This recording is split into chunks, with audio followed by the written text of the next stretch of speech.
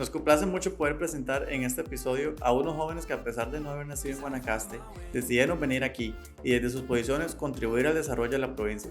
Nuestros invitados de hoy son Noé y César, de La Voz de Guanacaste, un medio que a través de sus historias, reportajes e investigaciones hacen de la provincia un mejor lugar. Hola amigos, bienvenidos a otro episodio más de Focus Podcast. Hoy contamos con la presencia de unos jóvenes que, a pesar de no ser de Guanacaste, decidieron venir acá, cambiar un poco su vida, venir acá y contribuir en el desarrollo de toda la provincia. Ellos son de La Voz de Guanacaste. Hoy presentamos a Noelia y a César. Bienvenidos. Bienvenidos. Espero que lo disfruten. Bienvenidos a todos. Bueno, vamos a empezar. Cuéntanos, César y Noelia. ¿Cuáles son sus orígenes? Yo nací en Heredia. Toda mi familia es de Pérez Celedón. Yo fui el único que nací en Heredia. Y allá empecé a estudiar ingeniería en informática. Fracasé miserablemente por dicha en esa carrera. Entonces me pasé a fotografía, que era algo que siempre me había llamado la atención. Y empecé a trabajar en eso. En lo que saliera. Eventos, bodas, foto comercial. Pero a mí siempre lo que me gustó era un poco como más la foto más de periodismo, pues, documental. Y ahí fue como me fui acercando un poco más a lo que estaba haciendo La Voz, y eventualmente fue lo que me trajo a Nicoya. ¿Y ahora en La Voz qué haces? En La Voz, digamos que empezamos por tu puesto. Sí, ¿Cuál es? fotógrafo, fotoperiodista. Y después ahí ya se empieza a esparcir por todas las demás... Es que en La Voz hacemos de todo. Hacemos de todo. Sí, aquí también Focus. Sí. Entonces, foto, video, escribir. Redes sociales. Ahora estuve con lo del podcast. Entonces, por dicha en La Voz ofrece esas posibilidades, ¿no? Que usted puede hacer lo que tenga ganas de hacer. Obviamente, usted tiene que llevarlo a una reunión editorial todas las semanas y defenderlo y justificarlo, pero no hay una agenda así como editorial de usted tiene que escribir de esto, tiene que hacer videos de esto, y hace una estructura muy rígida, sino que por suerte cada uno siempre ha podido conversar y hablar de las cosas que le interesan y explorar otras, como ahora esto del podcast, que por ahí quizá gente que tiene muchísima más experiencia en esto va a decir, esto pudo haber salido mejor, que de fijo va a pasar, pero por dicha siempre ha estado como la puerta abierta para que cada uno haga y experimente y aprenda de lo que quiera aprender también. Uh-huh. Bueno, y nos tenés que invitar después al podcast, o ya terminaron. ¿Ya sí hicieron todos los episodios? Sí, ya los hicimos, Okay. Porque son como, después les voy a contar un poco más, pero son como cuentitos cortos. Y ok, no es como así. No, No. Era así, una temporada de 7 cuentos, y escogimos a personas de las comunidades para que lo contaran. Okay. Muy bien. Muy bien. ¿No? Yo nací en Grecia y crecí en Grecia, que queda en Alajuela. Y ahí viví casi toda mi vida. Viví como un tiempo en San José, cuando estudié en la Universidad de Costa Rica, que estaba estudiando comunicación colectiva con énfasis en periodismo, se llama la carrera, pero también al final me terminé graduando. Incluso cuando ya me había venido para acá, estaba estudiando relaciones públicas también. Y sí, siempre me gustó mucho el periodismo porque mi papá se dedicó a eso, entonces siempre me sentí muy atraída por eso, aunque nada, después siempre estaba como esta incógnita, ¿verdad? Cuando yo pienso en ese momento, siempre cuando llega como el momento de los exámenes de las universidades públicas y que cuáles son las carreras más saturadas, ¿verdad? ¿Cuáles todos están desempleados, ¿verdad? Siempre salía periodismo, como que mucha gente estudia esa carrera, pero realmente no había tanto mercado. Entonces me acuerdo y yo, hijo pucha, o sea, ¿cómo voy a estudiar yo periodismo para quedarme en la casa, ¿verdad? O sea, para no tener trabajo. Y mi mamá, siempre una mujer muy sabia, me dijo, usted estudie lo que le guste, porque si usted le gusta, usted va a tener siempre disposición para hacer mejor las cosas y demás. Y nada, también venía eso como inspirada por mi papá, entonces terminé estudiando periodismo.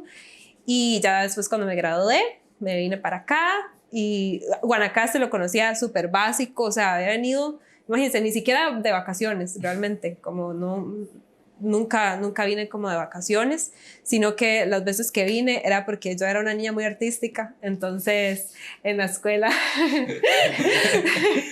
siempre estaba como en la banda, ¿verdad? O en los grupos de baile folclórico y eso, entonces veníamos acá como a hacer presentaciones.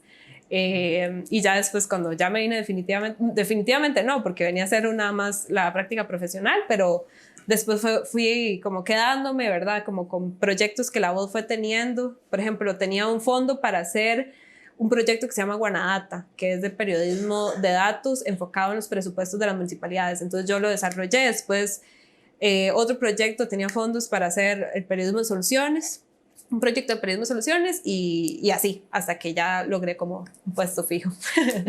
¿Y cuál puesto fijo tenés ahora? Ajá, entonces empecé como periodista.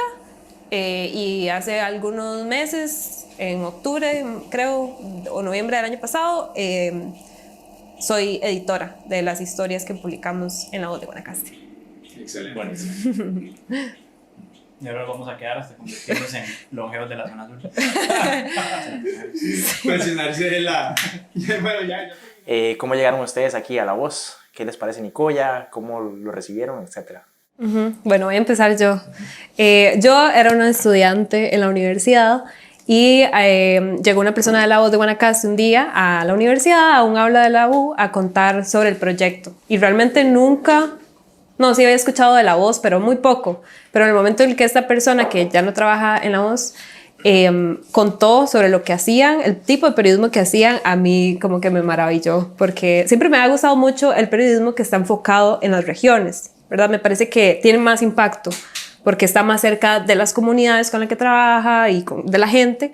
Entonces, a partir de ese momento, que era cuando ya estaba terminando la universidad, supe que quería hacer mi práctica profesional para graduarme en La Voz. Entonces, así fue como le escribí a la editora de ese momento, que ahorita es nuestra directora, María Fernanda Cruz, y llegué como a hacer práctica y después me quedé. Bien, buenísimo. César, ¿qué nos puedes decir?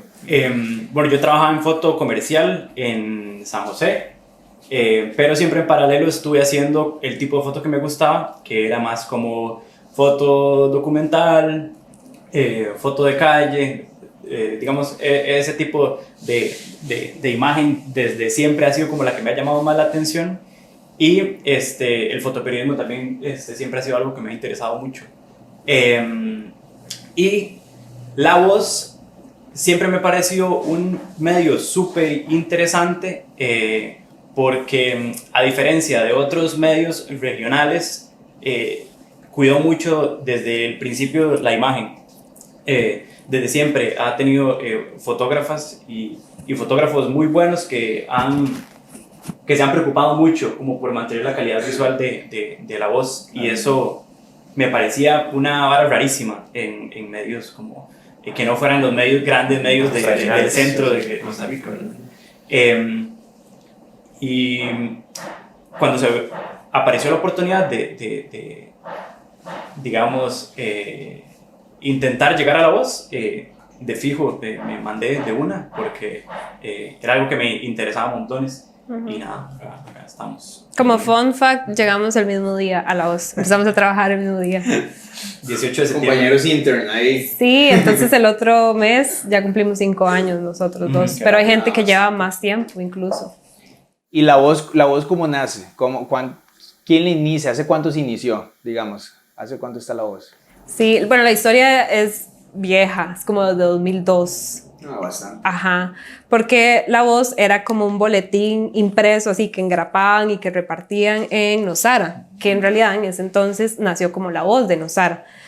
Entonces, sí, había gente que se encargaba como de recolectar la info de lo que ocurría en el pueblo, que ustedes bien lo conocen, es un pueblo que está pues lejano acá, digamos. Entonces, la forma en la que circulaba la información, imagínense, 2002, donde no había ni siquiera redes sociales, pues era así.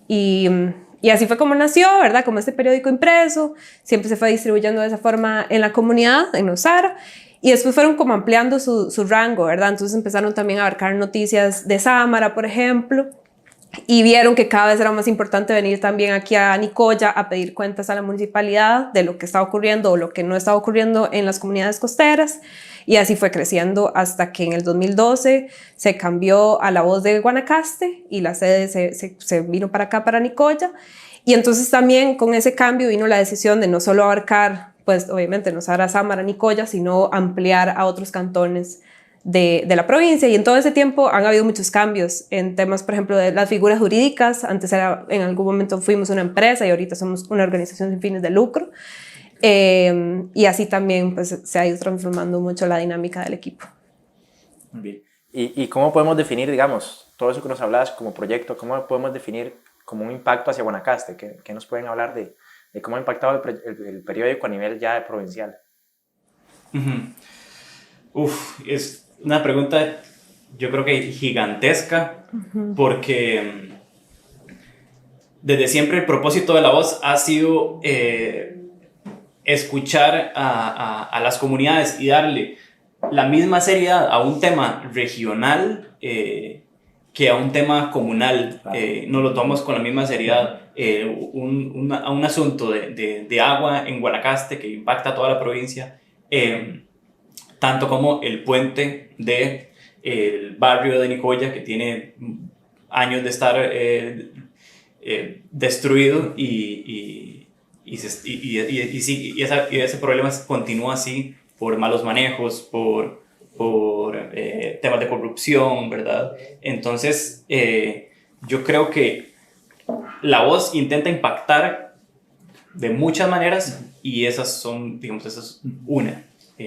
No sé si no me quiere ampliar. Sí, ¿creen que, digamos, ese impacto puede generar un cambio en la calidad de vida, digamos, de los guanacastecos, digamos, proyectando, qué sé yo, problemas, proyectando desarrollos, proyectando positivismo de personas que intentan hacer algo por la provincia y así, digamos? 100%, o sea, sí está comprobado que en la medida que tengamos más información sobre nuestras vidas y sobre lo que ocurre, podemos tomar mejores decisiones para lo que sea, digamos. Pero hay una frase que dice que la información es poder, y de alguna forma es cierto, porque mientras tengamos más información vamos a saber cómo votar, por ejemplo, qué candidato, solo por poner un ejemplo, es el que se alinea más con mis ideales. Entonces, eso que decía César, o sea, obviamente nosotros como organización, que buena parte de nuestras operaciones está dirigida en la producción de información, de noticias, ¿verdad?, como medio de comunicación, esa es una parte muy importante, pero La Voz también se ha esforzado por ser más que un medio de comunicación. O sea, nosotros queremos ser como un vecino de las comunidades, y también estar cerca, o sea, crear como esta comunicación bidireccional, donde no solo como que nosotros emitimos noticias, sino que creamos relaciones con las comunidades con las que nos estamos contactando. Y de parte como de esa relación ha incluido desde hace ya mucho tiempo hacer actividades con las comunidades, que hemos hecho acá, ferias de emprendedores, por ejemplo, tuvimos algunos proyectos de cine en el parque, y que obviamente por estar aquí en Nicoya la mayoría los hemos desarrollado acá, pero también nos hemos movido a otras partes. Claro, cuando estaban allá en Los Ángeles, no me acuerdo de los cines que hacían ahí, las tandas de cines de la noche, que era, o sea, buena comida, buenos fresquitos. Bueno, estamos en Los Ángeles otra vez. En Los Ángeles, sí, ajá, pero volvimos. Sí, volvimos. O sea, eran, no me acuerdo si eran jueves o qué días, pero se pasaba bien, digamos, la noche, tranquila, algo diferente para Nicoya y para los que Sí, teníamos una oficina también un poquito más grande que nos permitía eso, como abrir las puertas, que era algo que nos gustaba mucho, abrir las puertas para actividades como esa, pero también la gente, ahorita que volvimos a tener oficina, porque la tuvimos cerrada por 2 años por la pandemia, o sea, que la gente llegue a tocarnos la puerta de la oficina y nos llegue a contar algo que pasa en las comunidades, a nosotros eso es a lo que apuntamos.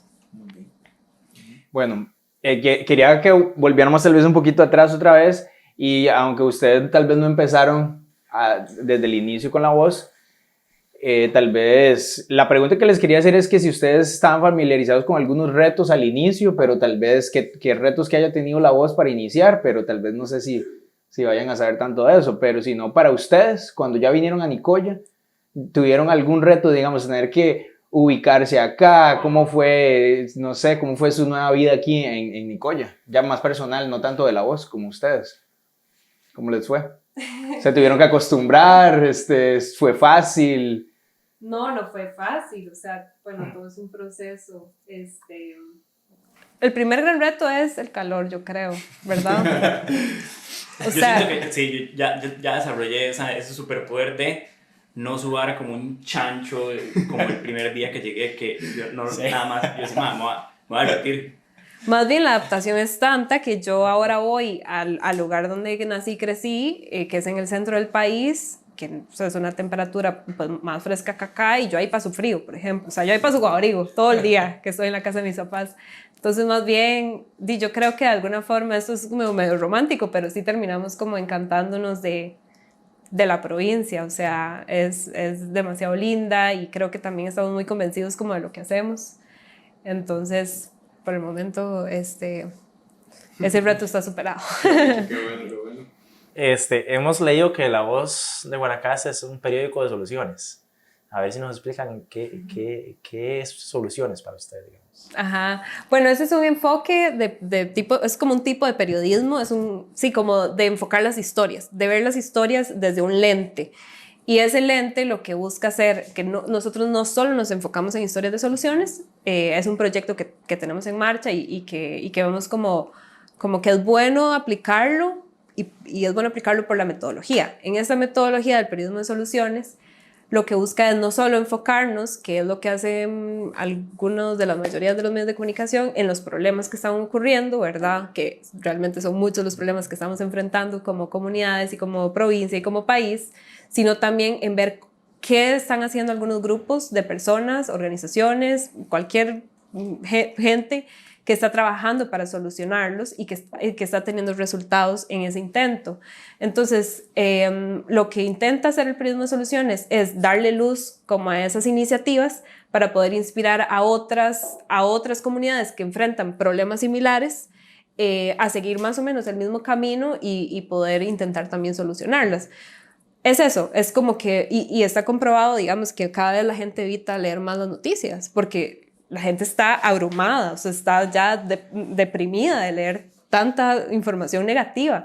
Entonces, con este aporte lo que se busca es inspirar, ¿verdad? Y no decir como que todo puede solucionarse, pero que sí hay gente intentándolo y que han tenido ciertos resultados.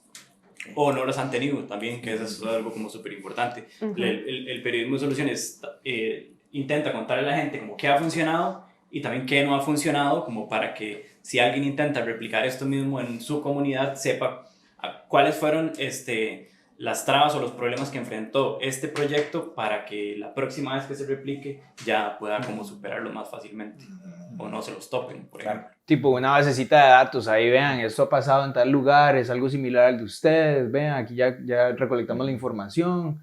No reinventar la rueda cada vez en cada comunidad, tal vez se ayuda a eso. Exactamente, sí. Y entonces, por ejemplo, acá hemos hecho una historia de un muchacho que tenía un proyecto de una lechería.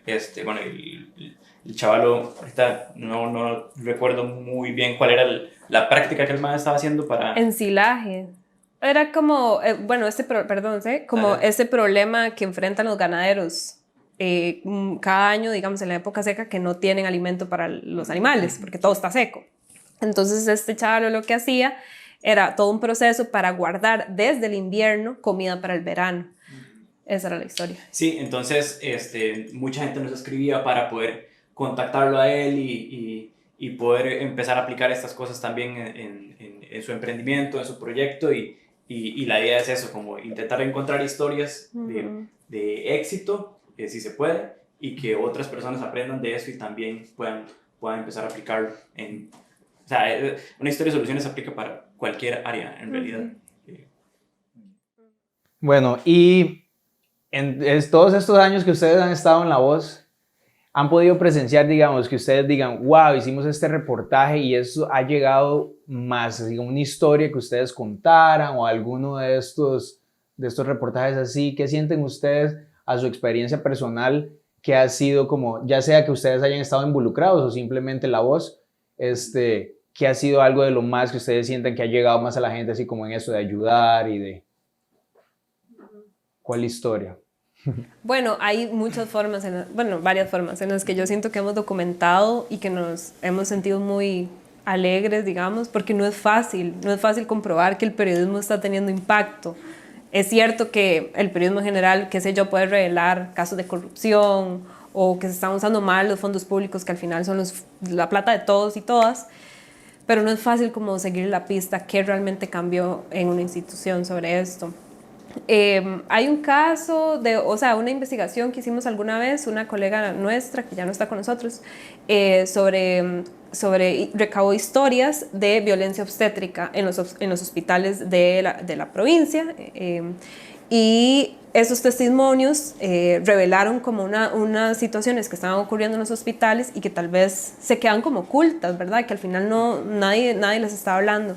Entonces, ese reportaje al final lo usaron como justificación para un proyecto de ley, o sea, no como justificación única, pero sí lo incluyeron en las justificaciones de por qué era necesario plantear un proyecto de ley que hablara sobre el parto respetado en los hospitales. Entonces, ese es como uno de los que recuerdo. Y en general, otros casos, uno también en la frontera con Nicaragua, de una muchacha que mataron, horrible, tremendo, de una muchacha que iba a cruzar hacia Nicaragua porque la frontera es al final una cosa muy imaginaria. Entonces ella cruzaba hacia Nicaragua, la gente en general ahí cruza hacia Nicaragua a hacer compras a la pulpería, porque queda más cerca la pulpería de ahí, y la mataron como en la frontera. Y entonces, bueno, fue algo que no sonó demasiado, y era una muchacha que vivía del lado de Costa Rica, y bueno. Entonces al final pudimos enlazar a la familia, que nunca había recibido ningún tipo de ayuda, con algunas instituciones que quisieron colaborar con asistencia psicológica, por ejemplo, de sus hijos, y etcétera. Entonces eso han sido algunos de los ejemplos que recuerdo, pero también un enfoque que tenemos bien importante es el de cultura. Entonces estas cosas que hemos logrado como ir documentando un poco la cultura de la provincia, y que siempre se acercan como maestras y nos cuentan que utilizaron los reportajes para enseñar algo en las escuelas, en las aulas, y también las traducciones, porque como somos un periódico bilingüe, entonces también usan las traducciones como para enseñarle ahí a los niños y a otros grupos. Y también una cosa que es súper importante es como tener ese vínculo intentar mantener ese vínculo con las personas con las que uno conversa constantemente o reportea, y después volver a esta gente para saber qué pasó, ¿verdad? Si lo que hicimos logró cambiar en algo lo que denunciaron, o toda esta problemática con la que ellos se acercaron inicialmente. Por ejemplo, el de Samara, que nosotros también abrimos, ¿verdad?, la plataforma de La Voz para que si alguien necesita contar algo de su comunidad pueda enviarnos un artículo de opinión, porque a veces somos poquitas manos y no alcanza como para cubrir toda la provincia, ¿verdad? Y contar todo lo que queremos contar, porque al final somos como poquitos intentando hacer eso. Entonces, en ciertas ocasiones, o más bien siempre, la plataforma está abierta para que las personas envíen sus artículos de opinión, y ahí nosotros hacemos lo posible por levantarlos. Ahorita la historia no la tengo tan clara, pero no la recuerdo también, pero esta muchacha de Samara había traído su historia sobre Faltábamos en Sinai. Faltábamos en Sinai, ¿cierto?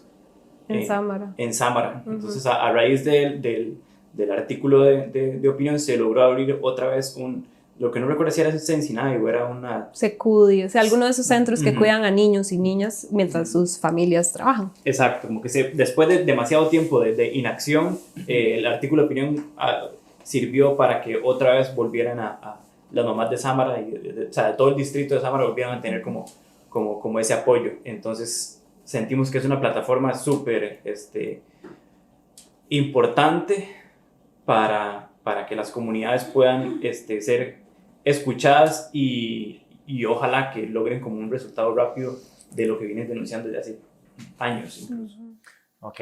Esperen, y digamos que en esos reportajes que les mandan, se los puede enviar cualquiera. Ustedes tienen como un tipo de sistema para filtrar si les mandan tonteras o ganas de molestar a otra persona. ¿Cómo llevan a cabo ese proceso? ¿Ustedes tienen una reunión interna y revisan? O sea, está abierto porque son nuestros correos. Entonces, realmente nos pueden llegar cualquier cosa. Y nos llegan muchas cosas. Ya lo que le damos es un proceso de seguimiento, digamos, a ver, también hay criterios a lo interno del equipo, a ver qué pensamos del tema que nos están compartiendo, porque a veces la gente no siempre es como, quiero escribir un artículo de opinión, sino que nos cuenta algo que está pasando. En ese caso, depende también de nuestras prioridades, ¿verdad? Porque, como decía César, somos pocas manos, podemos enfocar nuestros esfuerzos a eso. Si ya alguien nos envía un artículo de opinión, usualmente pues lo leemos a ver si cumple con algunas características y generamos como esa conversación con la persona para ver si lo podemos mejorar, si hace falta mejorar algo y después publicarlo. Ok, sí, porque les mandan desde alguien que de verdad tomó el tiempo para tratar de escribir un artículo o gente que nada más les escribe, hey, vean, vieras que esto está pasando. Sí, Y ustedes tienen que ayudarle a escribir el artículo. Cualquiera de las dos son súper útiles. O sea, puede que una persona nada más... A ver, no todo el mundo tiene como ni el tiempo ni las herramientas para sentarse a escribir un artículo de opinión, ¿verdad? Entonces, si usted lo que puede hacer es como llegar y acercarse y decirnos, esto está pasando en mi comunidad, por favor, pongan atención a esto. Como dice, no, revisamos cuáles son las cosas que tenemos en cola y si podemos atenderlo, lo hacemos. Si ya una persona, por ejemplo, pongo este caso de ejemplo, puede hacerlo, conversamos y yo le pregunto, ¿usted cree que lo puede hacer? Y la señora me dice, sí, de fijo, no hay ningún problema. Y entonces ahí hay como un ping pong, ¿verdad? Ok, bueno, está buenísimo, pero hace falta preguntar esto. ¿Usted me puede ayudar averiguando esta cosa? Y nosotros hacemos esto. Entonces, como que lo construimos en conjunto y así llegamos a algo que a nosotros nos deje satisfechos y que a esa persona también se sienta escuchada. Sí, que algo bien importante como esto que estamos conversando, o sea, hemos intentado y hemos hecho talleres como de periodismo ciudadano, ¿verdad? Como que la gente también pueda aprender como a detectar lo básico del periodismo, de qué puede ser interesante, de qué historias son como importantes contar, porque eso, o sea, somos en este momento 9 personas tratando de cubrir una provincia de 11 cantones. Es como ilógico, ¿verdad? Que lo logramos. Entonces, en la medida, y aprovecho el espacio, o sea, que la gente pueda estarnos contando qué pasa en sus comunidades para nosotros, o sea, nos llena nuestro corazoncito. Buenísimo. Bueno, y ya que estamos hablando de eso, ¿ustedes cómo trabajan? ¿Quieren que llegue más gente a trabajar en La Voz? O no sé. Sí, yo creo que o sea, La Voz solo quiere crecer y crecer. Ahí siempre el tema es acomodarnos como económicamente, que no es fácil. Entonces, siempre andamos en eso. Ahorita en unas semanas quizás vamos a estrenar una plataforma de donaciones, que es una forma en la que nos financiamos. Entonces, obviamente, en la medida que podamos tener más dinero, vamos a tener más recursos para tener más personal y seguir produciendo más información. Excelente. Bueno, coordinaditos. Bueno, ahora cuéntenos, cuando ya decidieron, dijeron, voy para Guana, nos vamos, ya hablaron una decisión totalmente consensuada, familia, etcétera, con quien tenga que ser. Ya nos vinimos para Guana, ¿con qué se toparon? Si era la Guanacaste paradisíaca de las playas, como siempre se presenta, o si era una Guanacaste con problemática social, pobreza, economía. ¿Cómo se la toparon, digamos? Empiezo. Dele. ¿Cómo se la topó? Bueno, yo llegué a Nicoya con 2 bolsas de basura, con ropa. Ni siquiera maleta. Eso sin nada, ¿verdad? Sin maleta ¿En qué año, disculpa? Sin maleta de sueños e ilusiones. 2 bolsas de basura con ropa. Con el palito y el pañuelo. Como cuando echaban el chavo Así. de la vecindad. Así. Llegamos en 2017. Okay. Sí, yo llegué el 15 de septiembre de 2017. Independencia. Independizándote. En el país. Hacerle el honor. Y nada es el reportaje. Y entramos el 18 a trabajar, los dos.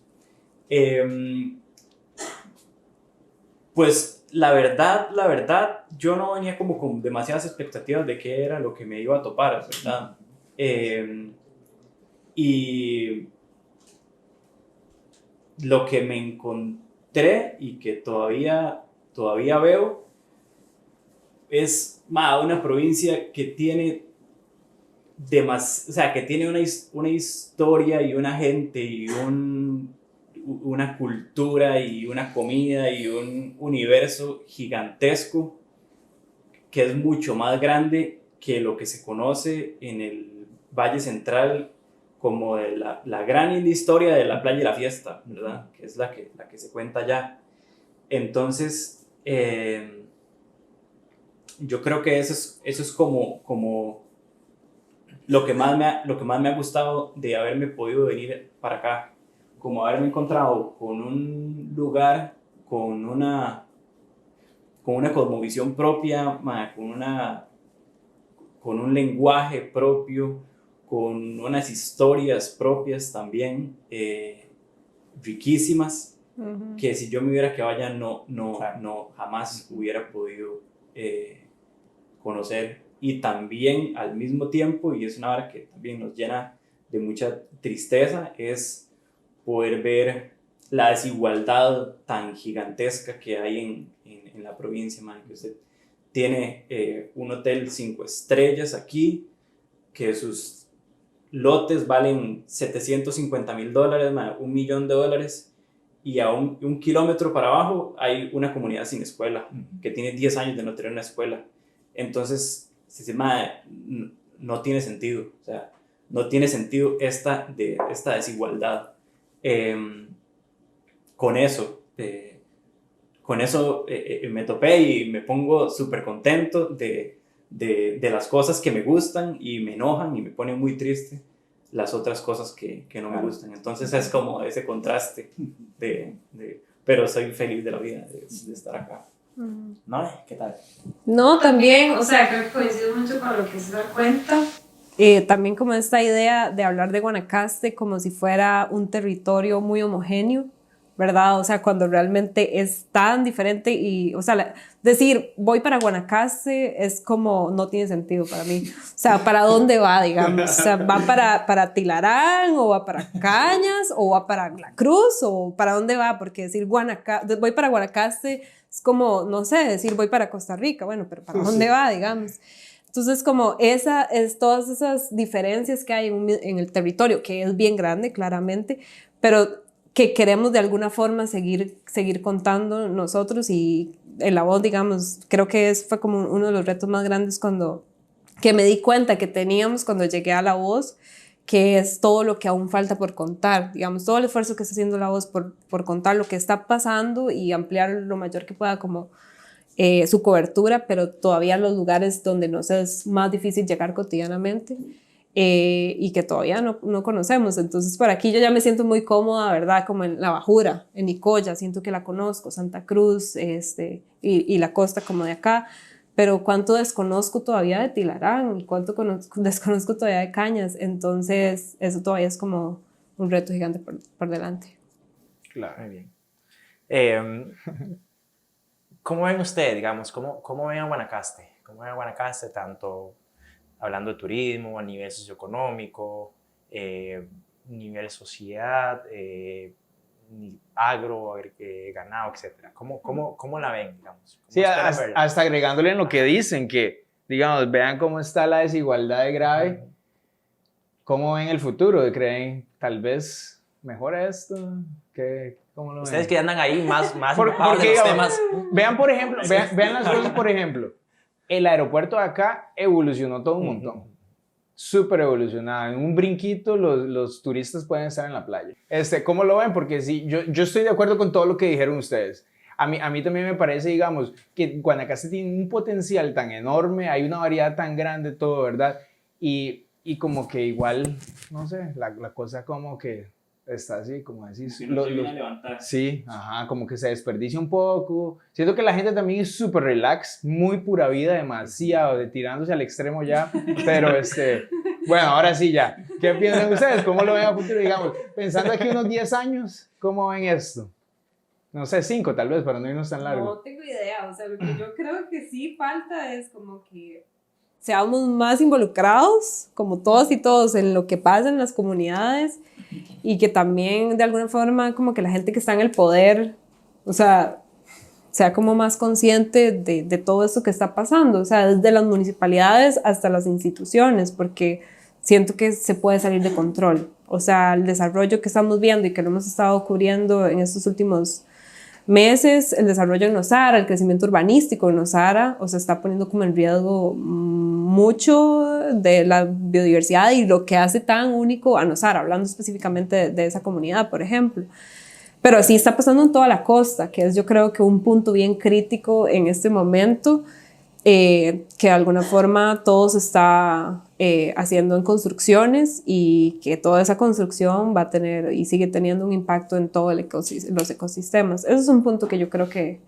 Pero no tengo idea de qué va a pasar. ¿Verdad? Esa es mi preocupación. Sí. A como vaya evolucionando, ustedes van a seguir cubriendo y ya. Así es. Sí. Está bien. Bueno, cuéntenos alguna anécdota.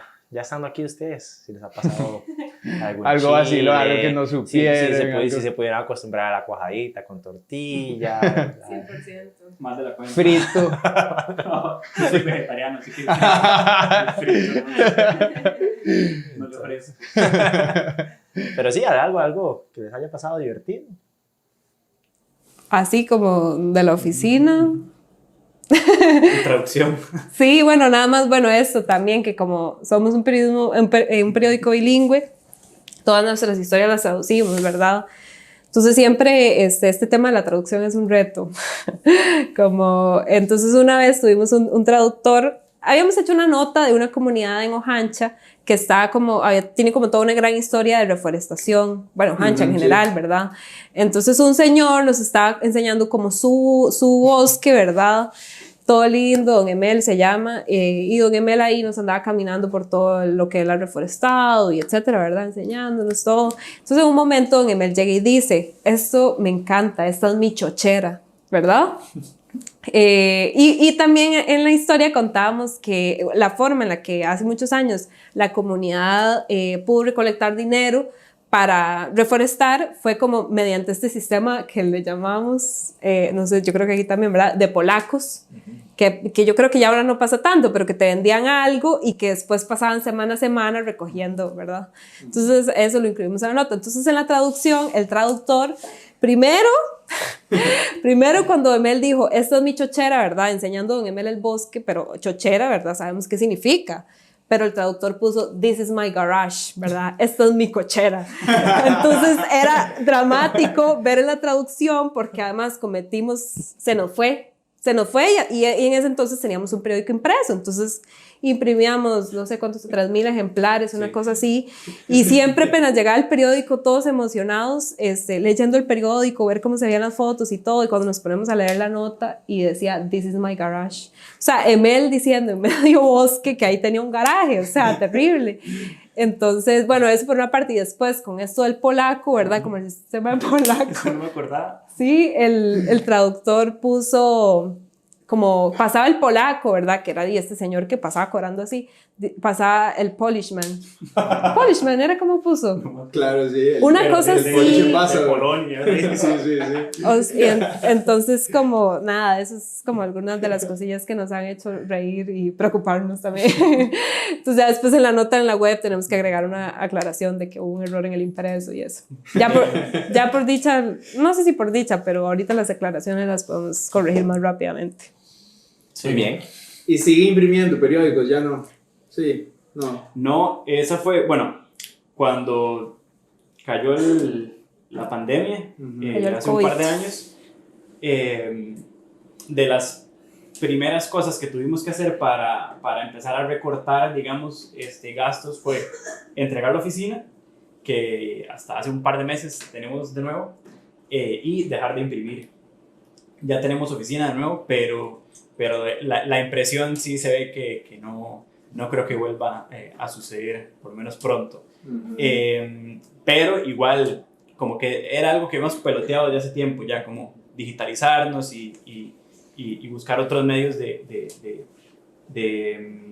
financiarnos, que igual la publicidad que estaba dentro del periódico era simplemente para imprimir el periódico, porque el periódico no costaba nada, era gratuito. Se iba a la pulpe y agarraba uno y se lo llevaba. Incluso nunca quisimos ponerle que era gratis en la portada porque había gente como en condición de calle que lo agarraba y se iba a venderlo y usaba esa platilla ahí para cosas, pero era su entrada. Entonces, emprendedores. Después le ponemos gratis, ya nadie se va a querer comprar. Entonces, incluso hasta a veces en ese tipo de varas pensamos. ¿En serio? Sí. Yo no sabía esa historia. Pero está bien pesado. Sí, hasta esa gente estamos pensando. Qué horrible. Pero sí, ¿qué más? ¿Qué más anécdota? Bueno, a mí hay algo que ve como con las varas como tan vallecentralistas que viene uno, ¿verdad? Yo desde siempre me burlé muchísimo de la gente que cree en la mona. Digamos, a mí me da mucha risa como las historias de la mona. Y la gente que... nadie ha visto la mona, pero todo el mundo conoce a alguien que la vio. ¿Verdad? Y a mí eso me da mucha risa. Hasta que hace poquito empecé a hablar con una señora de Bagaces y podemos hacer un anuncio aquí, sí, un anuncio comercial. Acabamos de terminar un podcast que se llama Historias de Camino, que nosotros lo que hicimos fue ir por varias comunidades de Guanacaste buscando historias que se llaman tallas, que es como una parte de la tradición oral de Guanacaste, que eran historias cortitas que la gente contaba cuando iba de camino a trabajar, o ¿verdad? Que eran exageraciones del campo que la gente contaba para entretenerse en las velas, después de los rezos, etc. Y el año pasado, la primera temporada fue, nos basamos en un libro que ya estaba hecho y ya estaban recopiladas. Este año, el del año pasado era Las tallas de Tibulián, el libro del periodista Hernán Gutiérrez. Este año lo que hicimos fue ir a 4 comunidades, fuimos a Las Juntas, a Pozo de Agua en Nicoya, fuimos a Liberia y Los Ángeles de Nandayuri. Y ahí fuimos y hicimos esto, como que nos sentábamos en círculo con la gente de la comunidad y empezamos a escuchar historias. Entonces dijimos, esta está tuanis, esta la podríamos hacer. Y entonces empezamos a documentar historias que no estaban registradas, digamos, como no estaban en papel o no estaban grabadas, ¿verdad? Y bueno, pues ya le pusimos efectos de sonido y la grabamos con buen audio, etc. Cuando yo fui a grabar una de estas historias, me quedé hablando con una señora de Bagaces que se llama Marielos Jiménez. La Chola de Bagaces. La Chola de Bagaces. Le habíamos hecho un perfil también hace como 5 años. Y ella empezó a contarme las historias de la mona, porque ella sí la ha visto. Entonces ya ahora yo puedo decir que conozco a alguien que sí la ha visto. Ya entró esa categoría. Exacto, ya paso más desbloqueé ese nivel, man. Y me lo empezó a contar como con una convicción de lo que me está diciendo. Y luego yo dije, sí, claro, para la gente acá esto es muy importante. Y entonces ya empecé como a entenderlo un toque más. Y luego, hablándolo con otra persona de acá de Nicoya, Juan Carlos Zúñiga, que es un artista increíble, el mae me decía, es que eso, o sea, creer en la mona es una postura, ¿verdad? Es como, yo decido creer en la mona porque es lo que nosotros tenemos. O sea, ser guanacasteco, digamos. Si yo no creo en la mona, me quedo sin una cosa como muy arraigada del pueblo, ¿verdad? Y entonces ya yo entendí más, entendí muchísimo más todo, ¿verdad? Porque esa decisión de, sí, yo creo en la mona, y si usted me dice que escuchó a la mona, yo, por supuesto, no lo voy a dudar. Es como tomar esa postura de no nos van a quitar esta vara, no nos van a quitar esta historia de una chavala que en la noche dice una oración indígena y se quita la piel y se convierte en un bicho.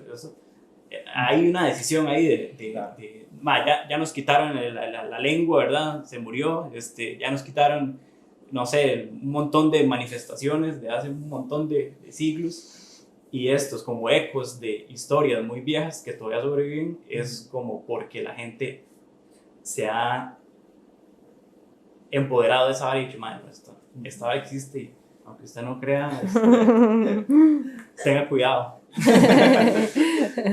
Ahí se la dejo. Bueno, para ir terminando, chicos, hacer La Voz, una organización de fines de lucro, ¿cómo, sin fines de lucro, perdón, explícanos a nosotros cómo podemos ayudar, digamos, a los guanacastecos, cómo podemos hacer que todavía el periódico crezca. Tantas formas. Bueno, como les contaba antes, como una de las formas de financiamiento, hay varias, pero una importante son como las donaciones. Entonces, lo que queremos, cada vez apuntamos a que La Voz se sostenga con donaciones de gente que cree en el proyecto, porque no, ese dinero que entra nunca va a ir al bolsillo de alguien para hacerlo rico o rica, sino que todo se reinvierte en la comunidad, o sea, todo se va a reinvertir en algún proyecto. Entonces las donaciones es una parte bien importante, que estamos trabajando en la plataforma de donaciones todavía y que la vamos a tener en el sitio web pronto y ahí les avisaremos en nuestras redes sociales. Pero mientras tanto tenemos un SIMPE donde la gente puede hacer donaciones. Igual si hacerlo como económicamente es difícil, ya para nosotros es demasiada ayuda que nos estén contando lo que ocurre en las comunidades, ¿verdad? Que estén siendo como ese canal que nos lleva a tierra en los diferentes territorios de la provincia. Y estar como en contacto con nosotros, o sea, que nos escriban por redes sociales, que compartan nuestros contenidos siempre y cuando les parezcan útiles. Ya eso como de distribuir y difundir la voz de La Voz es ya un golazo para nosotros. Excelente. Bueno, y una pregunta, yo creo que una última pregunta, no sé, o si quieren decir otras cosas, digan todo lo que quieran. Lo más lindo de trabajar en La Voz en un par de palabras ahí. En un par de palabras. Ahí, no sé. Una oración si quieren. Bueno, no sé, o sea, ¿qué es lo más lindo de trabajar en La Voz? ¿Qué ha sido lo más lindo? Las tortillas de la abuela de Noé. Es que hay muchas. No puedo ponerlo ni en una oración ni en 2 palabras, pero de fijo... De las dos, sí. De fijo. Una listita entonces, unas 3, 4 cosas. Una lista. Las tortillas. Las tortillas primero, por supuesto. Pero explique, porque, o sea, las tortillas de mi abuelita y de mi mamá es que cuando voy a Grecia, hacen tortillas y entonces yo les traigo a la gente de La Voz, o sea, pues a los compañeros. Ajá, Y eso que no son guanacastecas. Bueno, sí, Polémica. Exacto, polémica, sí, son diferentes. Polémica en el bar. Ajá, son diferentes. Sí, porque son como con queso siempre, o sea, hacen la masa, ¿verdad? Con queso ya incorporado, queso rallado, y ya las palmean y les ponen. Entonces, como que acá no siempre les incluyen queso, ¿verdad? Como dentro de la masa. Bueno, esa. Y bueno, obviamente el equipo siempre ha sido muy unido y muy chiquitito, que yo creo que eso ha ayudado siempre como que haya una dinámica muy tuanis, como muy familiar entre todos, y eso también me encanta, pero quizá, y creo que voy a hablar por todos y todas en La Voz, es que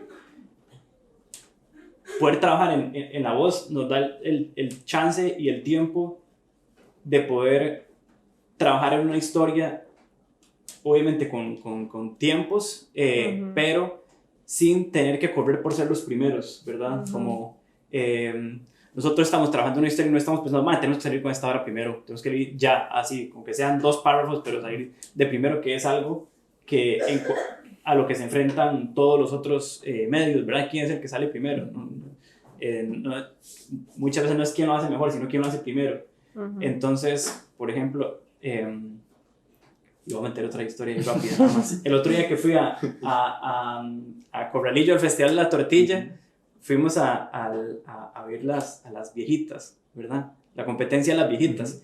Y a ellas les insistían mucho como en, no tienen que hacerla, no gana la que la haga primero, ¿verdad? Gana la que la hace mejor. Está esta viejita, Doña Rosa creo que se llamaba, tomándose todo el tiempo para hacer una tortilla palmeada al aire, y fue la que la hizo de última, se tomó todo el tiempo del mundo, mae, y nosotros vimos esa que era la semifinal del concurso de la tortilla por media live. Y después, bueno, al día siguiente era 25 de julio, no podíamos ir, pero me di cuenta que esa viejita fue la que terminó ganando, mae.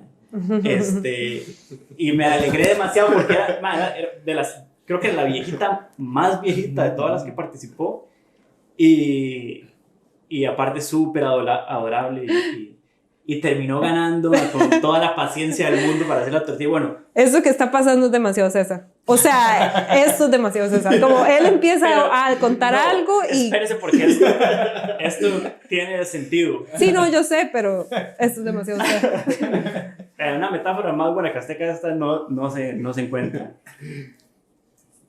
O sea, nosotros queremos hacer periodismo como esta viejita hace la tortilla, man. No queremos hacerla primero, man, pero queremos hacer la mejor tortilla. Entonces, eso. Por eso nos tomamos el tiempo para hacer las investigaciones que tenemos que hacer y regresar a los lugares las veces que haya que regresar, hacer todas las fotos que tengamos que tomar y pensar productos como más a largo plazo, que al final yo creo que le sirven mucho más a las personas para poder entender el trasfondo de muchas de las historias o de muchas de las cosas que están pasando en la provincia. Fin. La historia de la tortilla. Sí. ¿Y vos algo bonito trabajar en la voz? Agregando. Sí, yo creo que, o sea, como que el hecho... a ver, desde que yo... Eso que les contaba al inicio. O sea, desde que yo estaba en la universidad y desde chiquitita... Mi papá era un periodista de la comunidad donde nací, donde crecí, entonces yo veía lo que mi papá hacía todos los días, ¿verdad? Desde que era niña, y para mí lo que mi papá hacía tenía demasiado sentido, porque siempre lo llamaban a la casa, ¿verdad? Como contándole, ay, Jorge, está pasando esto en tal barrio, no sé qué, ¿verdad? El mae, o sea, yo desde entonces yo lo veía como el héroe. Mi papá es un héroe. Ya después, obviamente, yo no creo que los periodistas seamos héroes, ahora lo veo distinto. Pero esa aspiración que yo tenía de aportar y de contribuir de alguna forma, yo veo que empata con lo que es la voz. Y no sé si pueda empatar como con muchos medios. O sea, es difícil encontrar un espacio donde uno pueda sentir que de verdad está contribuyendo con los principios que encajan con lo que una es. Entonces, eso de encontrarlo en la voz, que no digo que, y no creo que yo vaya a ser eterna en la voz de Guanacaste y que me vaya a pensionar en la voz de Guanacaste, lo veo difícil, honestamente. Pero en este momento es el medio en el que encuentro que puedo hacer esto que siento, digamos, y que siento que es útil y que siento que conecta con la gente. Entonces, eso es bonito. Excelente, sí. Muy bien, suena muy bien. No tengo una historia de tortilla, una metáfora así, metáforas pero... profundas. Pero si me estaba con la cuajada, ya estamos. Tortilla, cuajada, cafecito chorreado. Qué bueno. Bueno, muy bien. Muchísimas gracias a los dos por acompañarnos. Sí. Gracias por invitarnos y todo el gusto del por mundo. el espacio, y felicidades por el podcast y por la nueva gracias. temporada también. Ahí nos pasan luego el número del SIMPE que dijeron, y perfecto. para cuando vayamos en esa parte lo pongamos. Sí. Dejamos el sombrero. Está bien. Bueno, no, gracias. Agradecerle también a la gente total de La Voz de Guanacaste por abrirnos el espacio también. Y por el trabajo tan bueno que hacen. ¿Sí? Exactamente. Esperemos que también nosotros, los guanacastecos de CEPA, pues aprendamos a valorar un poquito más todo lo que ustedes han hecho y ayudar, sobre todo ayudar y a donar, digamos. Entonces, este ha sido un episodio más de Focus Podcast. Esperamos que les haya gustado. Ha sido muy divertido. Esperamos vernos muy pronto en el próximo episodio. Así que pura vida a todos. Nos vemos. Chao.